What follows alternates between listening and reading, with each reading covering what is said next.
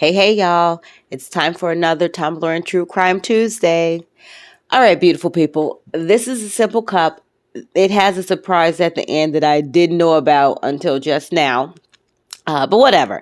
The story is going to be short as well since this cup is so simple. So let's get right into it. February 2nd, 2004, 14-year-old Michael Hernandez and his two friends, 13-year-old Andre Martin and 14-year-old Jaime Go. Ignore my stuffiness. My allergies are fighting me. The three of them meet up in the teacher parking lot before school begins. Students aren't allowed in school before the bell. Usually the doors are locked, but Michael has discovered a door that's open. They're like a little secret door. The three boys head inside and go to one of the bathrooms on the second floor. Apparently, Michael has a surprise for his friends. But to see the surprise, they have to go into the stall with Michael one at a time. Michael wants Andre to go in first. Andre isn't feeling it, and he's a bit weirded out by Michael. He's noticed that Michael seems weirdly adamant about him going first. Michael's wearing a jacket when it's not cold. They're in Florida. And Michael asked him to go into the stall. And when Michael asked him to go into the stall, Michael pulled out a hat and put it on. Just super weird, like super weird. So Andre declined. Jaime, eager to see what the surprise was, speaks up and volunteers to go in first. But as previously mentioned, Michael needs Andre to go first. Andre is not going first or last or at all. And by this time, it's almost time for classes to start, so the boys leave. But Michael is undeterred. He'll just show them tomorrow. February 3rd, 2004. It's now the next day. Michael, Andre, and Jaime are supposed to meet up at the same spot as usual, but today Andre isn't there. He's forgotten about meeting with them, but also I really think that he had a doctor's appointment that made him late for school. I couldn't find it again, but I'm pretty sure that was part of it. So it's just Michael and Jaime today. They enter the school through their secret door and head back to the bathroom on the second floor. Jaime is led into the handicapped stall. Remember, Jaime is excited to see what this surprise is. While Michael is putting on latex gloves and locking the stall door, which for some reason isn't as alarming to Jaime as it should be. Though he does ask what's up with the gloves, Michael tells him he likes them because they're comfortable. Michael tells Jaime to turn around at this point so that Jaime is facing away from Michael. Jaime would be facing the back of the toilet, and Michael is now facing the back of Jaime's head. Michael then puts on his hat, and he puts his left hand over Jaime's mouth. A bit later, another student, let's call him Rob, goes to the bathroom and finds Michael in there washing his hands. After a brief hello, you know how you do in school, something in the mirror catches Rob's eye. It looks like a student is bleeding in one of the stalls. Rob looks at Michael and asks if he sees the body, to which Michael replies, "Yep, we should probably tell someone." Michael then walks out of the bathroom and goes to class, or so we think he goes to class. He actually goes to another bathroom and then he goes to class. Rob runs from the bathroom to the nearest security guard to tell him what he's seen, but the guard doesn't believe him. Rob, undeterred, goes and finds a friend to go back to the bathroom with him to, check again. Yep, the body is still there. So now there are two students freaking out and running from the bathroom. The guard has to check now. He goes in and he sees what Rob had been trying to show him 10 or so minutes ago, and he radios to the other school official people. I don't know who all he radioed to, but he tells them to lock the school down. He then calls into the police station. They're going to need the real cops for this one. Once the cops arrive, they speak to the guard and the boys who found the body.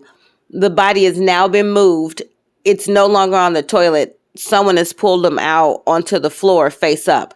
And by someone, we mean someone in the school. The security guard, when he came back after calling everyone, found the body removed from the stall. Everyone can now see who the child is, and they can also see that his neck has been slashed multiple times. You've guessed it. Of course, it's Jaime. Rob tells the cops that he saw Michael in the bathroom washing his hands right before he walked in, and the body was already there at this point. So the police, of course, find out what class Michael is in and head straight there. Michael's teacher is actually a little bit relieved to see them because she's got something she needs to tell them ASAP. First, Michael rolled up into class with blood on his shirt. Let's start there. He claimed that it was from a nosebleed, but there was no signs of a nosebleed. Second, he's been to the bathroom 3 times in the last 20 minutes since class began. And the last time was after the school had been locked down, so she had a security guard escort him to a bathroom that wasn't involved in the murder. Of course, the police are pretty sure they have their man, little boy, their culprit. Now, so they take him in. In Florida, apparently, the police can question you without a parent present, even if you're underage. Now, I don't know if it's still like that now, but in 2004 it was.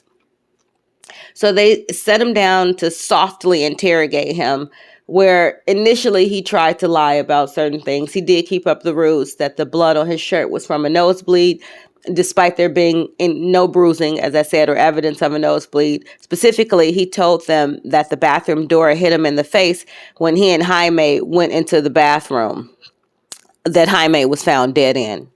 Yeah. So he admitted that he was with Jaime right before the murder. You can see where this ball is rolling to. Eventually, he tells the detective that they went into the bathroom for Jaime's surprise to be Michael murdering him. It was all wildly premeditated.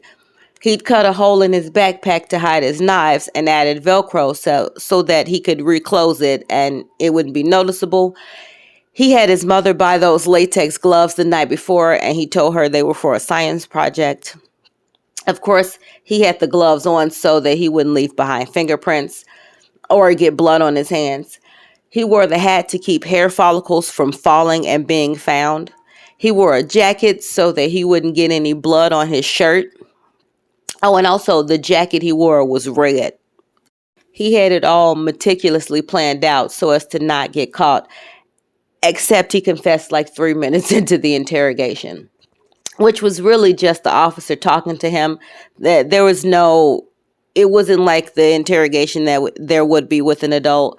Michael seemed narcissistic, and so it appeared he was super eager to tell them how he planned this all out. So much so that the detectives had to tell him to slow down while he was telling them of his plans. He fully detailed what happened during the murder. He slit Jamie's throat and then stabbed him in the neck and head, according to the autopsy results, over 40 times. He made sure Jaime was dead by poking him in the face and head with his knife. He tells all of this with an absolute lack of remorse, and I mean none, at any point. Hear me when I say this, and remember it, no remorse at all, ever. So let's skip forward. Michael, of course, is charged with first-degree murder and attempted first-degree murder for Andre. In Florida, apparently 14 to 15-year-olds can be charged as adults in some cases. One can assume this is one of those cases. Michael pled not guilty by reason of insanity, of course. After an evaluation, the psychologist and psychiatrist, he was evaluated by both, concluded that he did not suffer from paranoid schizophrenia or any other mental illness that would affect competency. So he wasn't insane and was competent enough to stand trial. And I'm going to pause there because it appears that I'm not going to have enough time with this one. And I'm going to have to find something else for you guys. So give me a little bit and part 2 will be posted in a few hours probably. I got to come up with a video. In the meantime, enjoy the rest of this cup. Like I said, it's a trust the process, but look at this. I did not know that was glow in the dark glitter. It's a glow in the dark Christmas cup. Good grief. Okay. Check back in a few hours for part 2. I love you guys. Bye.